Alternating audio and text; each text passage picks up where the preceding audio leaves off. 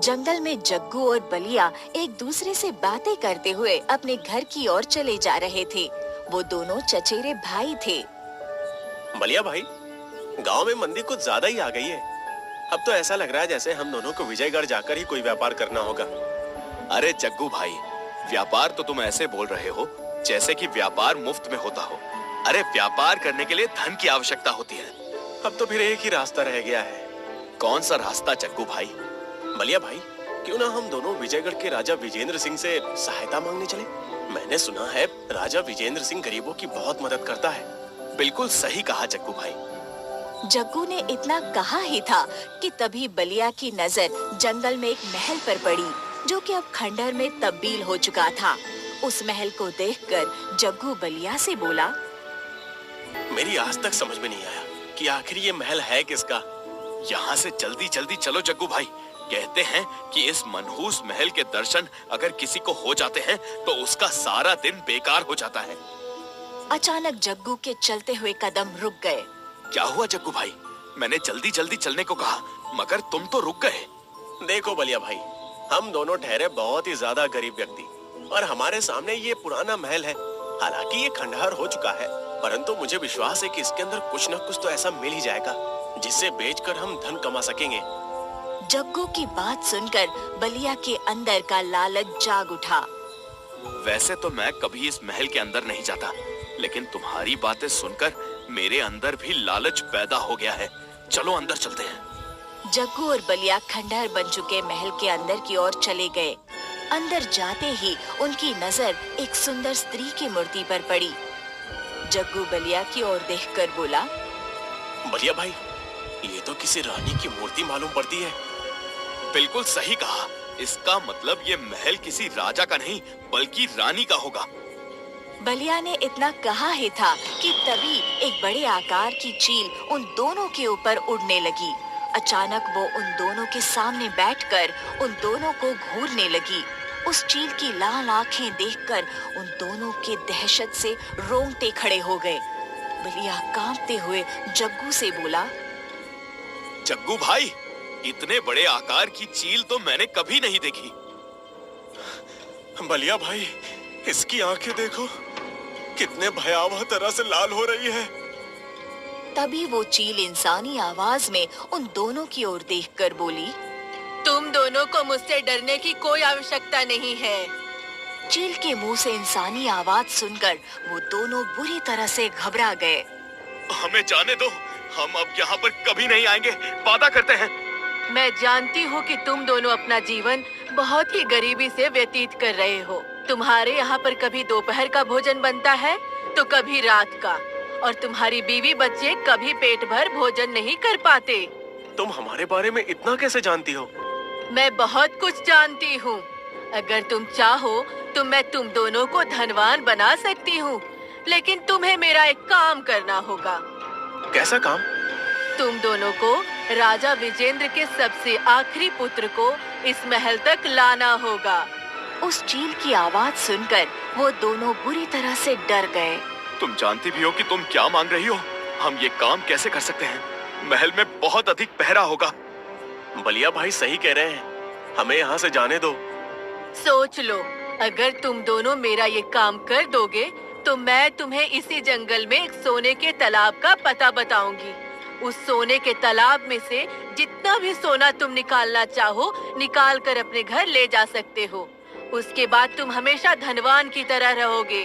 तुम्हारे पास इतना सारा धन होगा, तुम्हारे पास इतना सारा धन होगा कि गरीबी क्या होती है तुम्हारे आने वाली पीढ़ियां भी भूल जाएगी। चील की बात सुनकर बलिया और जग्गू के मन में लालच जाग उठा। जग्गू गहरी सोच में डूबता हुआ उस चील की ओर देखकर बोला, ठीक है, हमें 2 दिन का समय दो। मैं तुम्हें 2 दिन का समय नहीं बल्कि 1 हफ्ते भर का समय देती हूँ। अगले हफ्ते तुम राजकुमार को यहाँ पर ले आना। अब तुम दोनों जा सकते हो। बलिया और जग्गू उस खंडर नुमा महल से बाहर निकल आए और सीधे अपने घर पर आ गए।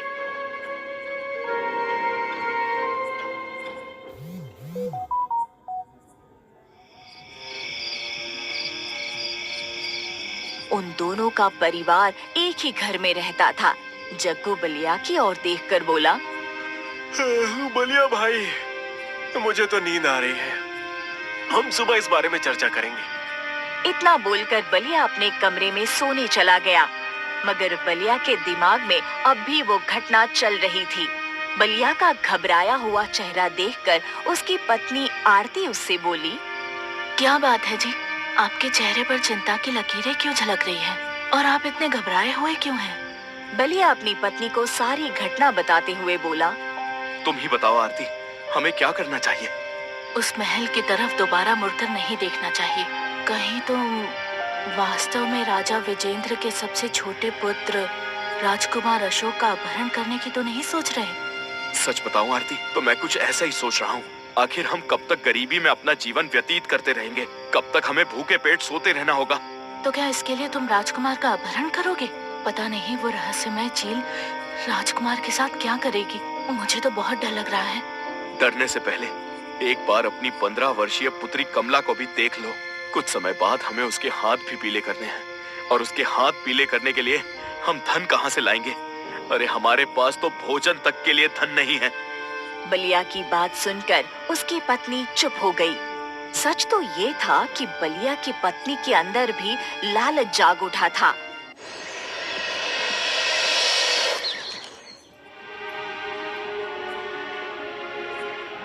अगले दिन बलिया जग्गू की पत्नी विमला से बोला, क्या कल रात जग्गू ने तुम्हें कुछ बताया था?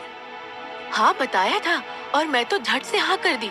मुझे लगता है कि तुम दोनों को अभी से ही राजकुमार अशोक का अपहरण करने की योजना तैयार करनी प्रारंभ कर देनी चाहिए। कुछ देर बाद बलिया और जग्गू घर से बाहर निकल आए। बलिया जग्गू से बोला, जग्गू भाई, हमारी दोनों पत्नियां तो बड़ी आसानी से तैयार हो गई, लेकिन हम दोनों राजकुमार अशोक का अपहरण करेंगे कैसे? चिंता मत करो बलिया भाई, मेरी पत्नी बता रही थी कि राजा वीरेंद्र का सबसे छोटा पुत्र राजकुमार अशोक सिर्फ 5 वर्ष का है, और राजकुमार अशोक को एक दासी दोपहर के समय मंगल के बाहर बगीचे में खिलाने के लिए ले जाती है। हमें सिर्फ चुपके से नजर बचाकर 5 वर्षीय राजकुमार को उठा लेना है। बलिया और जग्गू बातें करते करते विजयगढ़ सीमा में प्रवेश कर गए और बड़ी चालाकी से महल के बगीचे में घुस गए।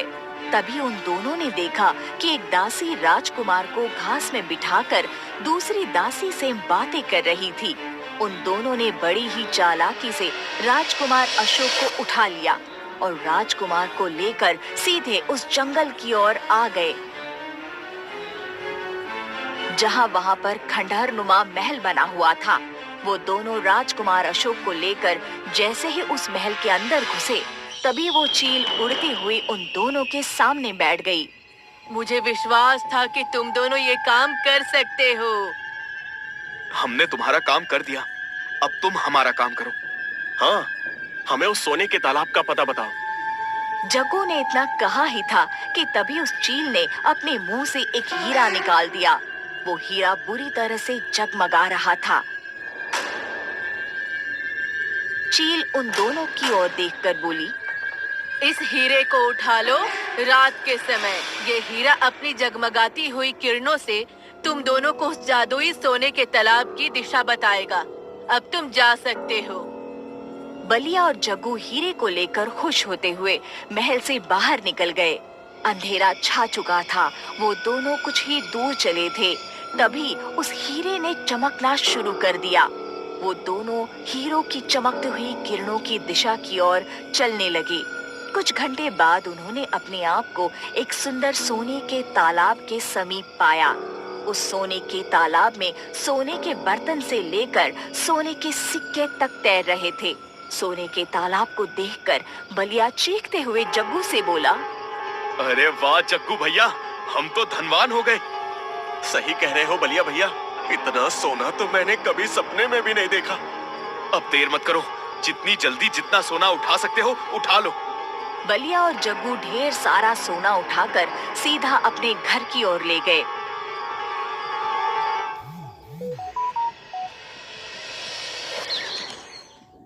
इतना सारा सोना देखकर उन दोनों पत्नियों की आंखें चौंक गई। हमारी गरीबी के दिन अब दूर हो गए। सही कह रही हो, अब मैं अपनी बेटी कमला का विवाह बहुत ही धूमधाम से करूंगी। आरती ने इतना कहा ही था कि तभी रंग बिरंगे किरणों के साथ एक सुंदर स्त्री वहां पर प्रकट हो गई।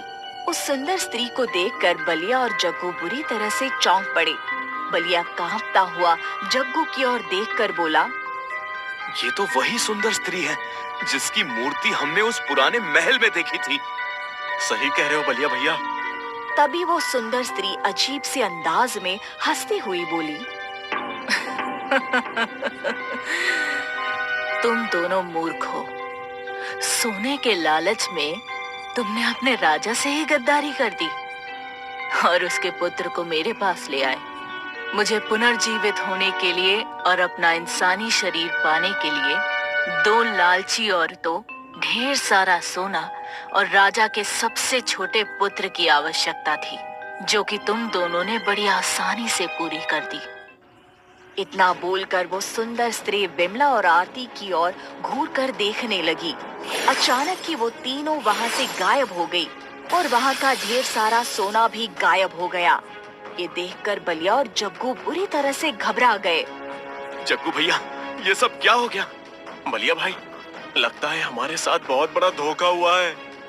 जग्गू ने इतना कहा ही था कि तभी उसके पीछे एक भारी आवाज टकराई। तुम दोनों की वजह से राज्य और राज्य के वासी कितनी बड़ी मुसीबत में फंस चुके हैं, तुम्हें इसका अंदाजा भी है? बलिया और जग्गू ने जैसे ही पीछे पलटकर देखा तो उनके सामने एक साधु राजा वीरेंद्र के साथ खड़ा हुआ क्रोधित भरी नजरों से देख रहा था। राजा वीरेंद्र गुस्से से उन दोनों की ओर देखकर बोला, मन तो करता है तुम दोनों का गला इसी समय काट दूं, लेकिन क्या करूं, मुझे साधु महाराज ने रोक रखा है। ऐसी गलती भूल कर भी मत करना राजन, नहीं तो तुम अपनी सौतेली माँ को कभी नहीं हरा पाओगे। राजा वीरेंद्र गुस्से से साधु की ओर देखकर बोला, लेकिन साधु महाराज, इन दोनों व्यक्तियों ने मेरे सबसे छोटे पुत्र अशोक का अपहरण किया है और आप कहते हैं कि मैं इन्हें ऐसे ही छोड़ दूं? मत भूलो राजन कि इन दोनों को राजकुमार अशोक को उठाते हुए किसी ने नहीं देखा था। अगर मैं तुम्हें अपनी दिव्य दृष्टि से नहीं बताता कि राजकुमार अशोक का अपहरण किसने किया है, तो तुम कभी नहीं जान पाते। इसलिए मेरी बात ध्यान से सुनो। ऐसा कोई भी कदम मत उठाना जिसकी वजह से हम सबको नुकसान उठाना पड़े। राजकुमार अशोक अभी सुरक्षित है, लेकिन वो ज्यादा देर तक सुरक्षित नहीं रह पाएंगे। तुम्हारी सौतेली माँ रुक्मणी ने इस संसार में फिर से वापसी की है, जो कि संसार के लिए बहुत ही घातक है। तभी बलिया डरते हुए साधु की ओर देखकर बोला, साधु महाराज, आखिर ये सब क्या रहस्य है? वो सुंदर स्त्री कौन थी जो मेरी और जग्गू की पत्नी को लेकर अचानक गायब हो गई? तुम दोनों की मूर्खता की वजह से ही उसकी खोई हुई शक्तियां वापस मिल रही हैं। उसे अपना मकसद पूरा करने के लिए राजा का सबसे छोटा पुत्र, ढेर सारा सोना और 2 लालची स्त्रियों की आवश्यकता थी। अब तुम दोनों मुझे पूरी घटना विस्तार से बताओ। जग्गू कांपते हुए सारी घटना साधु को बताने लगा। सारी घटना सुनने के बाद साधु उन दोनों की ओर देखकर बोला, जानते हो वो चील कौन थी? नहीं साधु महाराज, आखिर वो कौन थी, बताइए। वो चील कोई और नहीं बल्कि राजा वीरेंद्र की सौतेली माँ रुक्मणी थी, जिसे मैंने वर्षों पहले अपनी शक्ति से चील में परिवर्तित कर दिया था। क्योंकि राजा वीरेंद्र की सौतेली माँ रुक्मणी अपने सारे परिवार को मारकर सारे राज्य को हथियाना चाहती थी। अपने मकसद में कामयाब होने के लिए उसने काली शक्तियों का सहारा लेना शुरू किया। उस समय राजा वीरेंद्र के पिता का महल वही था, जो अब खंडहर में परिवर्तित हो चुका है। तभी राजा वीरेंद्र साधु से बोले, लेकिन साधु महाराज, अब क्या होगा? कहते हैं कि दुश्मन चाहे कितना भी चालाक क्यों ना हो, मगर वो एक न एक गलती जरूर करता है। और तुम्हारी सौतेली माँ रुक्मणी ने भी एक गलती कर दी। कौन सी गलती साधु महाराज? चील के रूप में रुक्मणी ने वो हीरा इन दोनों को थमा दिया। इतना बोलकर साधु उन दोनों की ओर देखकर बोले, वो हीरा कहाँ है? बलिया ने तुरंत अपनी जेब से हीरा निकालकर साधु को पकड़ा दिया। साधु उन सब की ओर देखकर बोला, चलो मेरे साथ, आज चंद्र ग्रहण की रात है। इससे पहले कि वो अपने मकसद में कामयाब हो जाए, हमें उस महल के अंदर पहुंचना होगा। कुछ ही देर में वो सब महल के अंदर खड़े हुए थे। तभी राजा वीरेंद्र की नजर 5 वर्षीय राजकुमार अशोक पर पड़ी, जो कि जमीन पर बेहोश पड़ा हुआ था और एक चील राजकुमार को घूर रही थी। राजकुमार के अगल बगल में ढेर सारा सोना भी पड़ा हुआ था और उसी सोने के ढेर पर बलिया और जग्गू की पत्नियां बेहोश पड़ी हुई थी। राजा वीरेंद्र अपने पुत्र की ओर जैसे ही आगे बढ़ा, तभी साधु चीखते हुए बोले, आगे मत बढ़ना राजन, वो कोई साधारण चील नहीं है।